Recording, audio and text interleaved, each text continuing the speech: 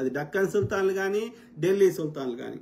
ఈ దేశం వాళ్ళ దేశం అనుకున్నారు కానీ ఒక ముగ్గురు తప్ప, ముగ్గురు ముస్లిం సంబంధించిన వాళ్ళు తప్ప, పర్షియాకు సంబంధించిన వాళ్ళు తప్ప. ఒకడు ఆఫ్ఘనిస్తాన్ నుంచి గజ్నీ అనేటోడు, ఒకడు ఈ పర్షియా నుంచి ఈ ఎవడు వాడు నాదిర్ షా అనేటోడు ఒకడు, తర్వాత ఈ ఉజ్బెకిస్తాన్ సమర్కండ్ నుంచి ఈ తైమూర్ అనేటోడు ఒకడు. ఈ ముగ్గురు మాత్రమే భారతదేశంలో సంపద దోసుకున్నారు.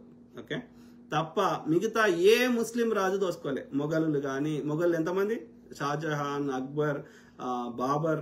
ఓకే, ఈ దేశాన్ని తమ దేశం అని ఫీల్ అయ్యారు. వాడు ఏమైనా కట్టినవి ఉన్నాయంటే ఇప్పటికీ మనకు ఉన్నాయి, మనం వాడుతున్నాము. అట్లనే మన యొక్క డక్కన్ సుల్తాన్లు, బహమనీయులు, ఈ యొక్క గోల్కొండ కుతుబ్ షాహీలు, యొక్క నిజాములు వందల సంవత్సరాలు పరిపాలించారు. ఆయన నిజాం గారు కట్టిన ఏదైనా ఈ రోజుకి మనం వాడుతున్నాం. నేను చదువుకున్న ఇంజనీరింగ్ కాలేజ్ ఉస్మాన్ యూనివర్సిటీ ఆయన కట్టింది. ఆర్కిటెక్చర్ ఇప్పటికీ అట్లనే ఉంటుంది. Arts college